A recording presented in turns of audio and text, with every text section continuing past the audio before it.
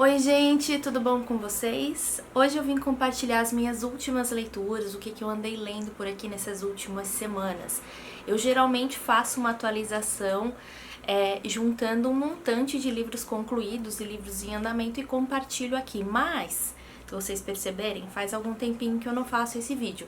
Então, se eu fizer nesse formato, vocês vão ter que me aguentar ouvindo sobre as minhas leituras concluídas desde dezembro. Então, não vou fazer vocês passarem por isso, vou falar sobre as minhas últimas leituras do mês passado, do mês de maio, aproveitando que a gente está no início do mês de junho. Mas antes de passar para os livros concluídos, eu quero dar 2 recados para vocês. O primeiro deles é que tem um novo quadro aqui no canal, esse quadro se chama Palavras Contadas. É o último vídeo postado aqui do canal, se você ainda não viu, passa lá para dar uma olhadinha.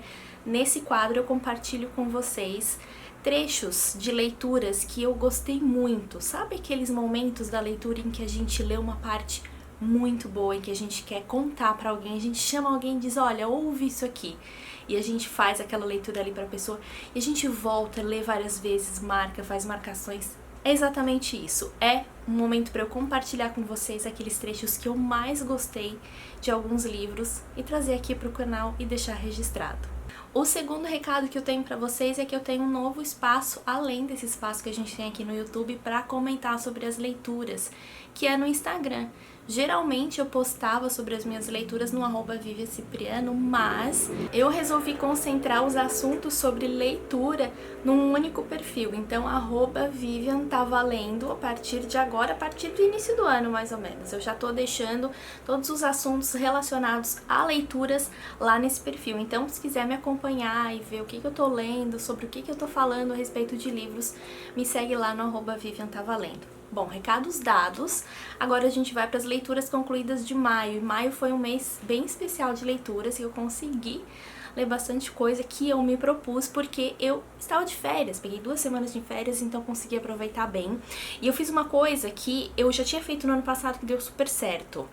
Meio que dei uma pausa nas minhas leituras habituais e resolvi pegar um livro, o livro das férias. Sabe? No ano passado eu fiz isso com A História Secreta da Dona Tarty e repeti esse ano com O Poderoso Chefão do Mário Puzo. E o meu critério para essas leituras de férias é aquele tipo de livro que tem uma história, que é um livro mais de fôlego, um romance, né, propriamente dito, que eu sei que eu vou me envolver. Funcionou super bem, como eu disse, com A História Secreta, então eu repeti com Poderoso Chefão e também funcionou muito bem. Eu acho que como a maioria das pessoas, eu só conhecia os filmes. Gosto muito dos filmes, já vi várias vezes, acho incríveis. Mas eu confesso que eu tinha um pouquinho de pé atrás com essa história, achei que ela pudesse ser um pouco truncada, mas qual não foi a minha surpresa que eu amei. É uma leitura muito fluida, muito gostosa, é uma história intrigante que desperta a curiosidade da gente e a gente se envolve muito com esses personagens. Acho muito difícil que alguém não conheça, né, a história aqui da família Corleone. A gente acompanha algumas gerações dessa família. Na verdade, tem uma diferença aí para os filmes. Aqui a gente encerra a história uma geração antes. Então a gente acompanha o Dom Vito Corleone, depois a gente acompanha o Michael Corleone, que assume, né, a família no lugar do pai. E o enredo é aquele conhecido, né? Uma família de origem italiana que vai para os Estados Unidos e acaba se tornando uma família de mafiosos, né? Muito importantes, muito influentes, e a gente acompanha a história de vida dessas pessoas e em tudo que elas se envolvem. Eu não vou me estender muito mais falando sobre esse livro aqui, porque eu tô pretendendo fazer um vídeo específico, exclusivo para ele aqui no canal, porque eu acho que ele merece. Foi uma leitura que eu gostei muito de ter feito. Outra leitura concluída em maio foi Marilyn, de Norman Mailer. Essa aqui é uma biografia romanceada da Marilyn Monroe, e o que me despertou a ler esse livro aqui não foi tanto pela figura da Marilyn, que sim, me desperta bastante curiosidade, mas também pela união, pela junção ali de ter Marilyn Monroe com Norman Mailer. O Norman Mailer, para quem não conhece, ele é um jornalista e ele é um dos nomes, dos grandes nomes que tem relação com o novo jornalismo, que é aquele jornalismo que ele é mais voltado para a literatura, que tem mais uma característica parecida com ficção. Eu falei bastante sobre isso naquele vídeo que eu fiz sobre o livro O Voyeur, do Gay Talese. Vou deixar linkado aqui para vocês acompanharem. Naquele vídeo eu faço uma introdução falando sobre esse estilo, né, do novo jornalismo, New Journalism, como é conhecido. Como eu falei, por ser uma biografia romanceada, né, aqui a gente tem um autor preenchendo algumas lacunas que não se sabem a respeito da vida da Madeleine, mas o interessante é que, diferente de outras biografias que nós temos eventos incluídos, né, na vida das pessoas, criados, aqui a gente tem essas lacunas preenchidas pelas opiniões do autor, né. Norman Mailer, ele é bem conhecido por ter uma língua ferina, né, ele não passa desapercebido, ele é tão protagonista quanto o biografado, em alguns momentos ele chega até a despertar os nossos sentimentos no sentido de ter até uma certa repulsa por ele, assim. Ele não simplesmente narra os fatos, conta o que aconteceu, traz informações, não, ele realmente põe muito dele aqui, ele é bastante presente e muito opinioso, muito genioso e a gente não fica na inércia, a gente gosta muito ou a gente fica com bastante raiva. Em maio eu também fiz a leitura de Trabalhos e Dias do Hesíodo e fiz também a releitura de Teogonia do Hesíodo. Esse aqui eu já tinha lido mais no início do ano e faltava só eu completar esse aqui do autor. Bom, que dizer sobre esses dois livrinhos aqui? Teogonia, como o nome já diz, a gente tem um relato sobre a origem dos deuses, né, de acordo com a mitologia.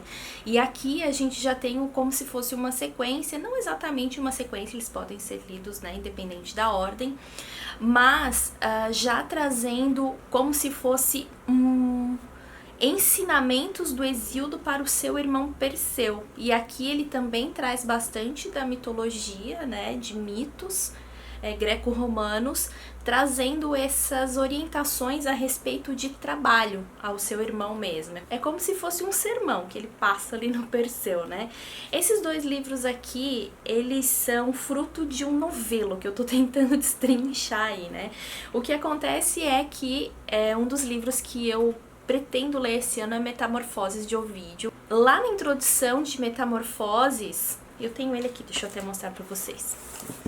Esse aqui, Metamorfoses de Ovídio. Aqui na introdução desse livro, eu tô bem no iniciozinho, fala que Ovídio se inspirou muito em Hesíodo. Então eu pensei, calma, né, vou dar uma lida em Hesíodo, aproveitei que são livros pequenininhos, né, podem ser lidos um pouquinho mais rápidos antes de Metamorfoses. Me enganei também, porque eu precisei fazer releitura pra entender.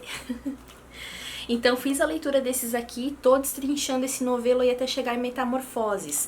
Só para fechar esse assunto, para vocês entenderem, um outro que eu também já iniciei, para entender todo esse contexto, é Amores e Arte de Amar, de Ovídio, que eu também tô fazendo essa leitura, tô no iniciozinho também, antes, para tentar concluir e depois chegar em Metamorfoses. Bom, e dentro desse mesmo universo aí, né, de cultura greco-romana, eu fiz a leitura também de Meditações do Marco Aurélio. O Marco Aurélio foi um dos imperadores romanos, né, ele esteve como imperador durante 19 anos.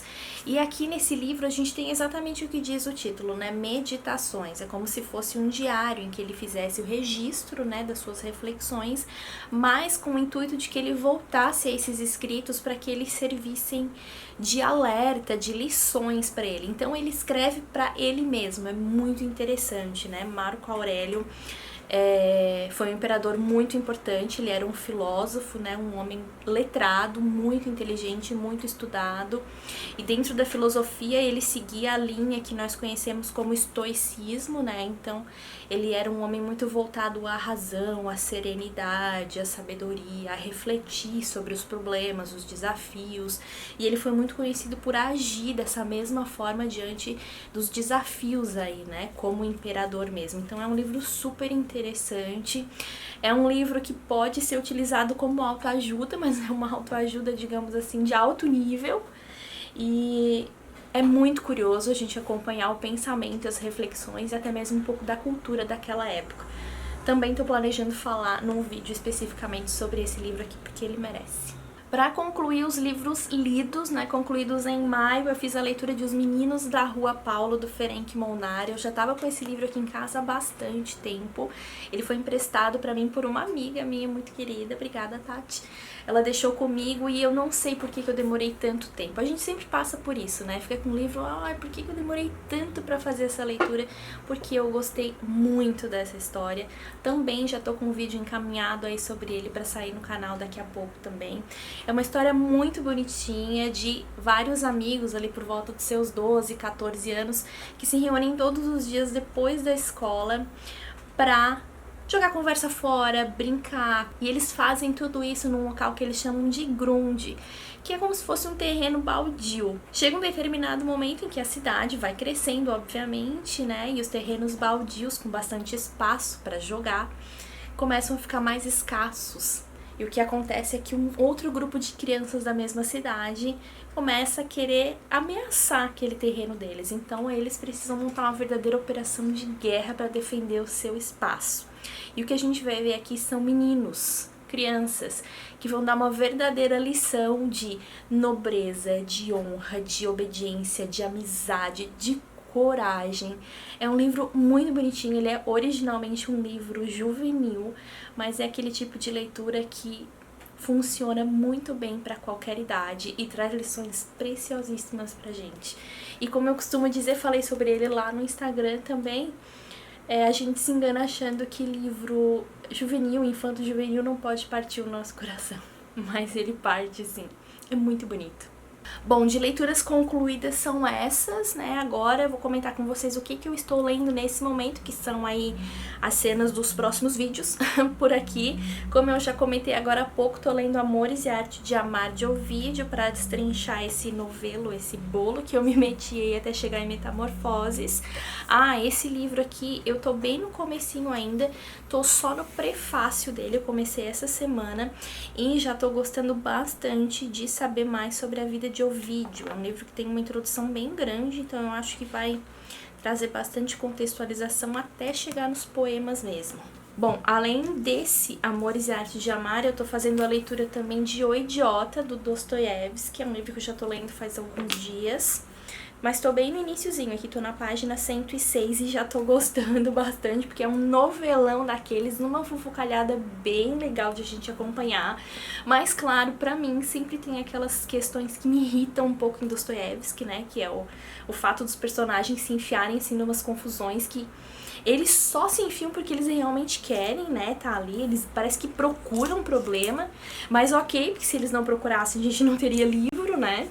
Tô fazendo a leitura também de A Sombra das Moças em Flor, do Proust. Proust, gente, tem todo o meu amor, continua maravilhoso. Preciso fazer a atualização da primeira leitura, né, de Proust, que eu já completei no Caminho de Swan. Tá em andamento aqui também Meridiano de Sangue, do Cormac McCarthy. Esse livro aqui eu pretendo terminar já nos próximos dias, talvez nessa semana. Gente, que livro diferente e estranho, porque ele fala as coisas mais horríveis, ai, mais tenebrosas, assim, mas da forma mais bonita que a gente vai encontrar. É uma escrita muito, muito bonita mesmo, beira o poético, é muito elegante, assim, e o mais impressionante é que ele fala essas coisas horrorosas dessa forma muito bonita, assim. Vamos ver, né, agora passou aquela sensação de choque do início, de só ler tragédia, tragédia, e vamos ver como é que vai terminar essa história. Comecei também nessa última semana a biografia do Gabriel Garcia Marques. Tô lendo nessas duas edições aqui. Essa aqui é a edição brasileira da Record e essa aqui é uma edição em original, ela tá em espanhol. Então tô lendo um pouquinho em cada uma dessas edições. Já estou amando porque, né, história do meu autor favorito, contada pelo meu autor favorito, então não poderia ter coisa melhor. Concluindo essa leitura aqui, eu também falo sobre esse livro aqui no canal, porque eu estou pretendendo fazer uma coisa bem legal por aí. Você sabe que Gabriel Garcia Marques é meu autor favorito, mas eu nunca tive coragem de falar sobre ele por aqui. Parece que eu tenho uma espécie de respeito, mas vamos parar com isso, né? Vamos falar sobre os nossos autores favoritos sem medo, né? Sem dificuldade. Então tô planejando aí, de repente, fazer um projetinho de leitura a perder de vista dos livros do Gabriel Garcia Marques em ordem cronológica. Quem sabe não sai ainda esse ano. Bom, então essas foram as minhas leituras concluídas de maio, mais os livros que estão em andamento por aqui. Me digam nos comentários o que vocês estão lendo, se já leram alguns desses livros que eu compartilhei aqui e o que vocês acharam. E a gente se vê nos próximos vídeos do canal. Até mais, tchau, tchau!